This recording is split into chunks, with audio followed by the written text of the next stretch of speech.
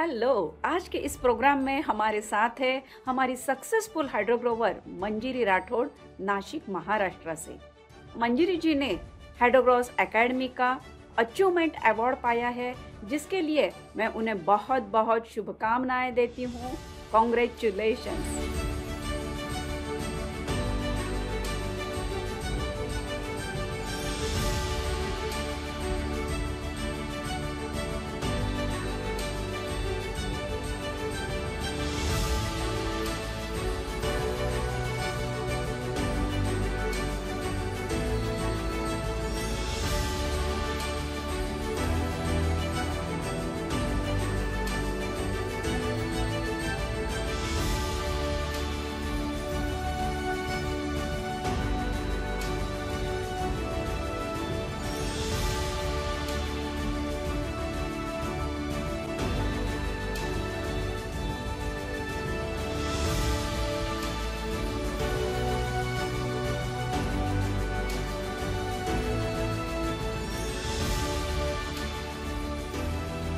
तो मंजिरी जी, मैं ज़रूर जानना चाहूँगी, आपने हाइड्रोग्रोस एकेडमी द्वारा अचीवमेंट अवार्ड पाया है, तो ये अवार्ड पाकर आपको क्या लग रहा है, क्या महसूस कर रही हो आप? पहले तो मैं बोलूंगी कि जब ये अवार्ड मेरे घर आया तो मैं बहुत सरप्राइज हो गई। ओके। मुझे नहीं पता था कि ऐसा कुछ अवार्ड है और कुछ आ रहा था, मुझे इतना ही पता था। और मेरे बर्थडे के दिन ही आया तो वाह, वेरी नाइस। वो एक बहुत अलग अचीवमेंट मुझे लगा। It was okay. New birth for me and I felt very confident कि एक नए एरिया में जो मैंने वेंचर किया है उसमें मैं अच्छा कर पाई और आगे जाके और अच्छा करूंगी। तो मुझे बहुत मोटिवेटिंग लगा अवार्ड मिलके, मैम, बहुत ज्यादा। ओके, तो आपकी जो ये जर्नी है हाइड्रोपोनिक प्रोजेक्ट जो आपने कंप्लीट किया है, तो अपने हाइड्रोपोनिक प्रोजेक्ट के बारे में मैं चाहूंगी कि आप संक्षिप्त में कुछ जानकारी दें हमें। तो जब मैंने ये पूरा कोर्स किया तो एक छोटा प्रोजेक्ट करना है। तो मेरे दिमाग में पहले से ही था कि हमें कुछ खुद पे, मुझे घर पे खुद से वेजीज ग्रो करने हैं। तो मैंने ओके। वेजीज से शुरू किया और छोटे पैमाने पे पहले मैंने DWC system, Dutch bucket system और कोकोपीट मीडिया यूज करके कई सारे वेजीज ग्रो किए, जैसे स्पिनच है, बेसिल है, पार्सली है। फिर फ्रूट वेजिटेबल्स भी मैंने ग्रो किए, जैसे कैबेज है, वाह। कैप्सिकम है, चिली है। और मैंने टोमेटो किया है और ऐसे काफी सारे वेजीज, मैंने ब्रिंजल है वो लिया। फिर ये छोटा एक मैंने जब किया तो मुझे कहीं लगा कि हम और एक थोड़ा बड़ा प्रोजेक्ट करें। ओके। ये स्मॉल प्रोजेक्ट करने के बाद मैंने एक पायलट प्रोजेक्ट लिया वाह। और पायलट प्रोजेक्ट में मैंने टर्मरिक सिंगल क्रॉप सेलेक्ट किया। वेरी। तो उसके लिए मैंने काफी सारा रिसर्च किया क्योंकि मुझे इसको थोड़ा सा बड़े पैमाने पे करना था। और क्योंकि मेरा एग्रीकल्चर बैकग्राउंड है नहीं, मेरा फॉर्मल ट्रेनिंग माइक्रोबायोलॉजी में है, तो यस यस। के साथ मेरा इतना कोई संबंध नहीं है। और मैंने इतने सालों में सच बोलूं तो प्लांट्स ग्रो किए नहीं, मुझे टाइम भी नहीं मिला कभी, ऐसे भी बोल सकते हैं। तो अच्छा। एक वो था एंजाइटी कि ये गलत नहीं कहीं होना चाहिए। और क्योंकि मैं खुद रिसर्चर हूँ तो मैंने उसमें थोड़ा सा देखा कि क्या कर सकते हैं, इसमें हाँ। क्या ले सकते हैं और कितने पैमाने पे मैं उसको मैनेज कर सकती हूँ, क्योंकि मैं अकेली ही थी जो करने वाली थी। ओके। तो फिर उसमें मैंने फाइनलाइज दो टर्मरिक किए, दो वैरायटीज, जैसे एक 6 मंथ की वैरायटी मैंने ली जो एक नई वैरायटी है, और एक 9 मंथ की वैरायटी ली जो चेना सेलम करके है, जो बहुत पॉपुलर वैरायटी है, जो हम हल्दी पाउडर घर में यूज करते हैं उसकी। ओके। और उसको मैंने 60 ग्रो बैग्स में किया। मतलब मेथड सिलेक्शन में मैंने कोकोपीट बेस्ड मीडिया डिसाइड किया वाटर बेस से, क्योंकि मुझे थोड़ा उसको बढ़ा लेना था और मेरे पास जो इंफ्रास्ट्रक्चर था वो मुझे लगा कोकोपीट के लिए सही रहेगा। और मैं जो, क्योंकि मैं फर्स्ट टाइम कर रही थी तो मुझे थोड़ा वो मैनेजेबल करना था अपने लिए। तो वो मैंने एक किया। पिछले अप्रैल में मैंने ये स्टार्ट किया प्रोजेक्ट। और वाह। जनवरी में मैंने इसको कंप्लीट किया। अक्टूबर मेरा 6 मंथ टर्मरिक का हार्वेस्ट लिया और जनवरी में मैंने 9 मंथ का हार्वेस्ट लिया।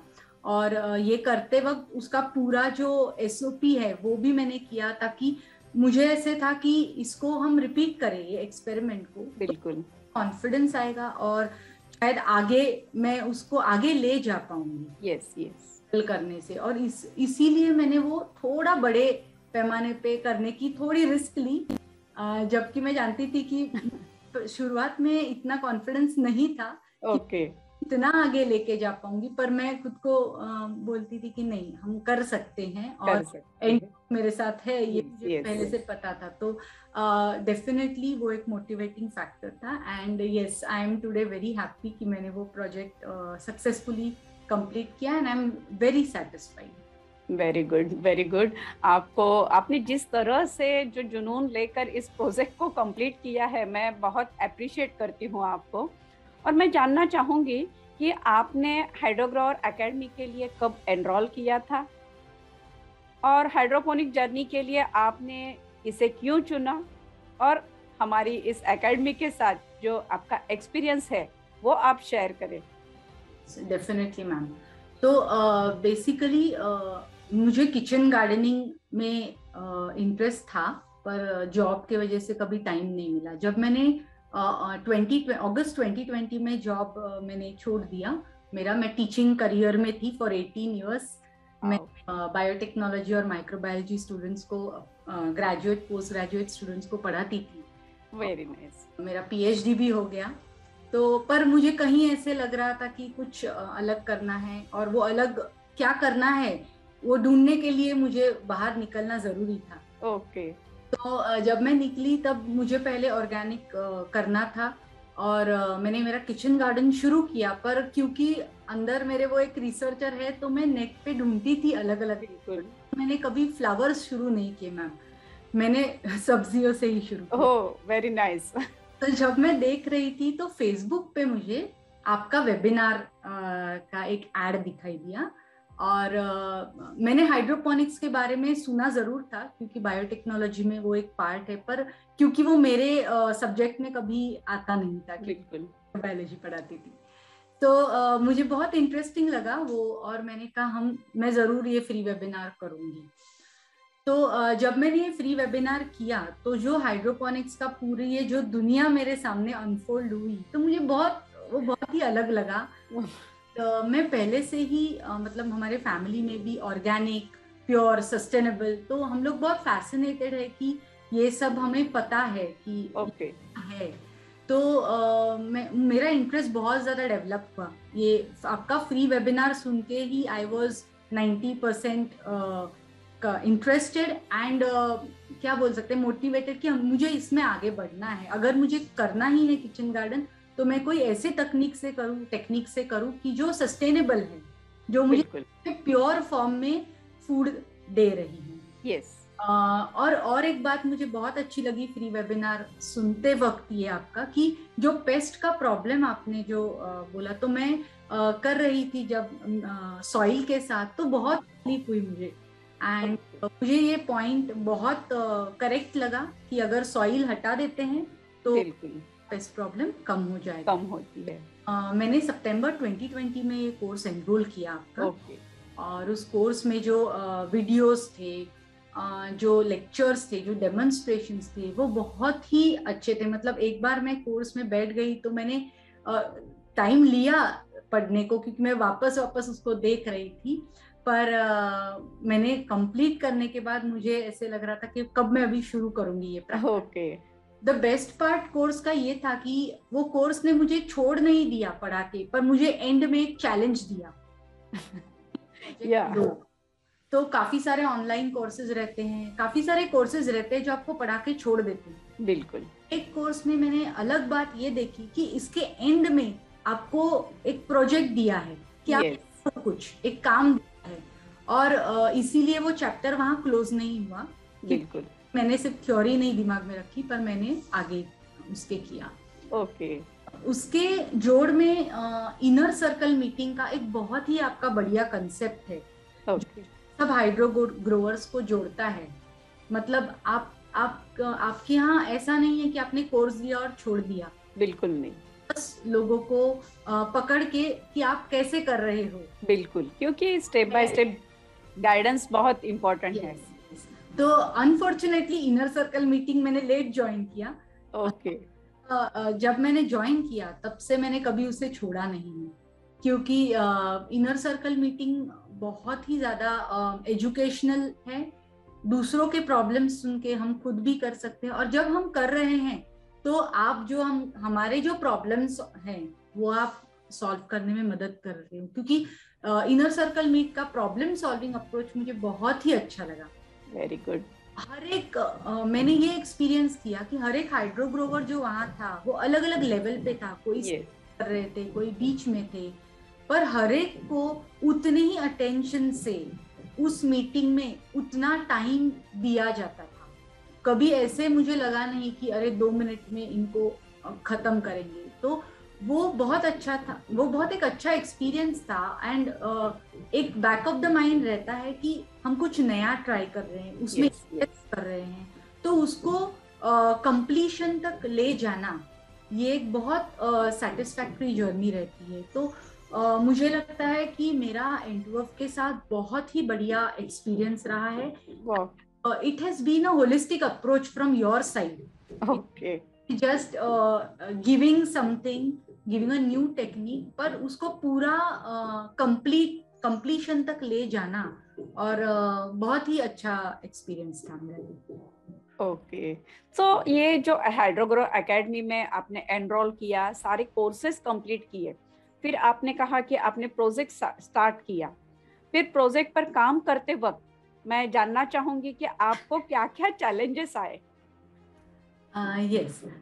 तो ऐसे देखा जाए तो हाइड्रोपोनिक्स में जो लोग हमें देखते हैं तो उनको लगता है कि क्या है यहाँ पे, ये लोग सिर्फ पानी डाल रहे हैं या बेस टेक्निक है, pH मेजर कर रहे हैं, EC मेजर कर रहे हैं, पर उसके अंदर जो साइंस है, बिल्कुल, अंदर जो छोटे छोटे ऑब्जर्वेशंस हम करते हैं, वो जो कर रहा है उसी को समझ में आता है।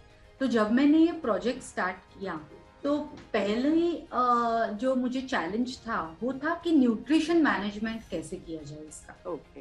तो क्योंकि हर एक क्रॉप एक अलग उसका बायोलॉजी है, उसका अलग टाइम पीरियड है, और जैसे हम हाइड्रोपोनिक्स में जैसे रूटीन एग्रीकल्चर में हम NPK दे देते हैं, तो हाइड्रोपोनिक्स में वैसा नहीं है। हम बहुत मेजर क्वांटिटी में डाइल्यूटेड फॉर्म में ये जो केमिकल्स देते हैं उसकी, बिल्कुल, और कौन से टाइम पे कौन सा केमिकल देना है, उस प्लांट का क्या पीरियड चल रहा है, जैसे फ्रूटिंग पीरियड है या ग्रोथ पीरियड है, तो ये सब जानना it was not very easy for me, क्योंकि I am not a farmer, मैंने कभी किया ही नहीं है, और ये मेथड एक नया मेथड है। तो ये मेरा सबसे बड़ा चैलेंज था जो मुझे आया, क्योंकि अगर मैं न्यूट्रिशन ठीक से नहीं दूंगी तो मैं हार्वेस्ट या प्रोडक्टिविटी एक्सपेक्ट नहीं कर सकती। बिल्कुल। तो आपने इन चैलेंजेस को कैसे पार किया?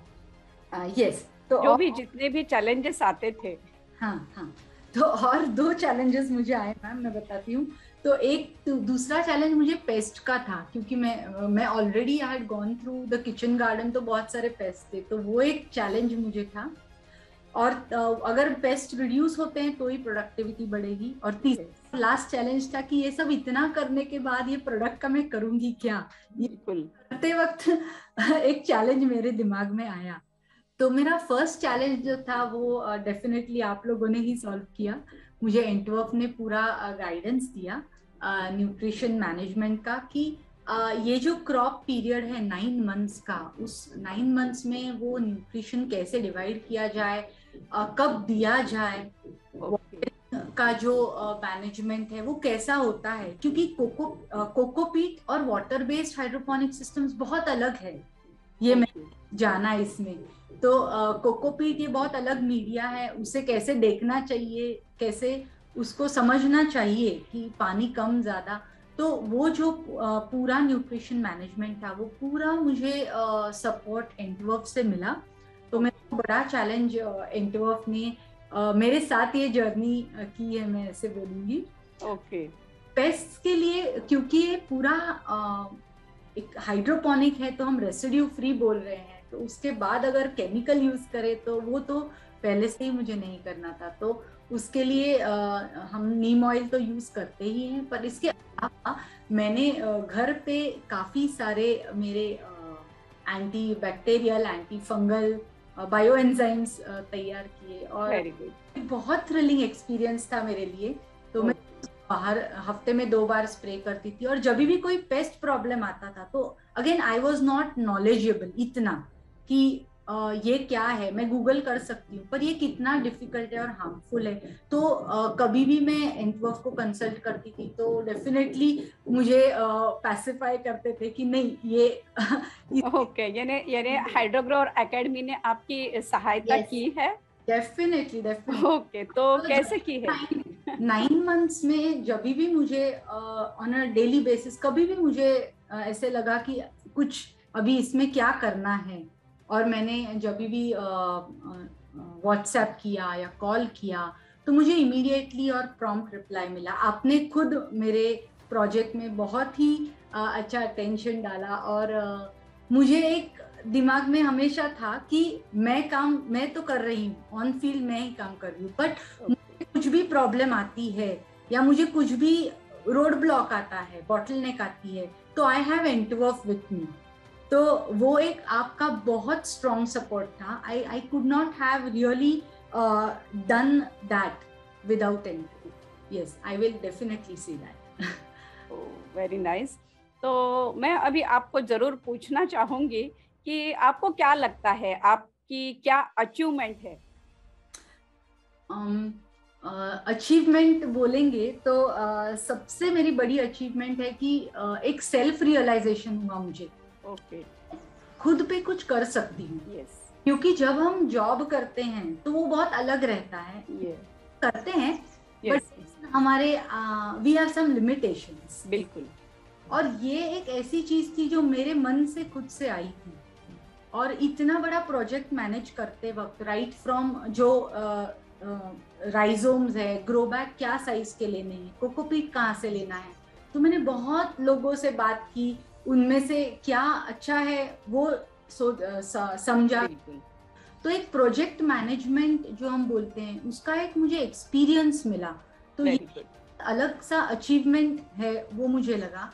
एक कॉन्फिडेंस खुद में मुझे आया कि ये हम कर सकते हैं, बिल्कुल, खुद का भी कुछ कर सकते हैं। वाह, एक चीज बहुत स्ट्रांगली मैंने फील की कि मुझे आगे जाना है, ये मैंने बहुत स्ट्रांगली फील की। ओके, तो मैं जरूर जानना चाहूंगी फिर आपके नेक्स्ट गोल्स क्या है, उनके बारे में मैं जरूर पूछूंगी आपको। यस। तो जैसे मैंने ये मेरा प्रोजेक्ट तो मेरा कंटिन्यू होगा ही, मैंने ऑलरेडी अप्रैल के लिए तैयारी शुरू की है नेक्स्ट बैच।